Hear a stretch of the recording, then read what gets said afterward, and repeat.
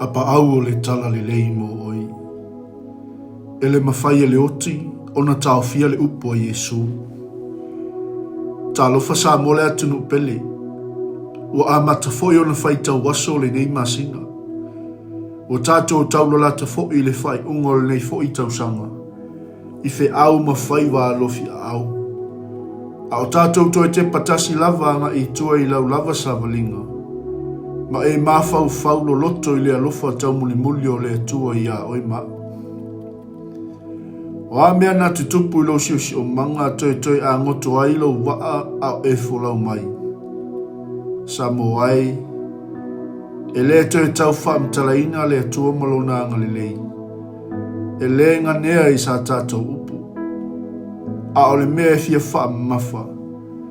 E le ise malosi, e mawhai o na whaatete e ina I tā ua mai le alofa muti vale o le tātou ali I o Iesu Keriso. E o lava I le oti e le mawhai o na tau fia le upo Iesu. Whai mai Iesu, ave ese le maa. O le ave ese o le maa mai le nguto tuunga mau. Se I whai loa atu I larulangi atoa. E le mawhai le oti o na tau fia le vala au ia la salo I sau I fafa. I oe sa mole atu no pele. A tātou mawhauwhau atu I le tele o upu malangona I lava sa I solo isi o tātou atu no ula I tete.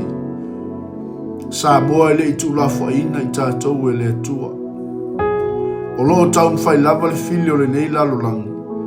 E pupuni ma whaapongi sa moa I ana mai leileanga. I le whaonga aina o me totia wha nei o na pō. E le peti ai le vānu nofo le tātou atu no. E whe mai Iesu, awa ese le maa, I oe sa moa, tātou whaalolongo I a Iesu. Whai mai awa ese le maa, a sa tani o lo puni ti ailo tātou wola whelofani. Le awa tai, le whaalo alo, ma le alofa e fusia ai mea le lei uma tātou te whaia. O tātou iai le vaitau, o le ale malolo ai le lii o le neila lolangi. O le a matua I tuu a tolo na malosi e whato I lalo ma whaapong sa mata o le whanau a le tua. Whai mai Iesu, ave ese, fuli ese, tūlei ese, sa tani mana mai leileanga.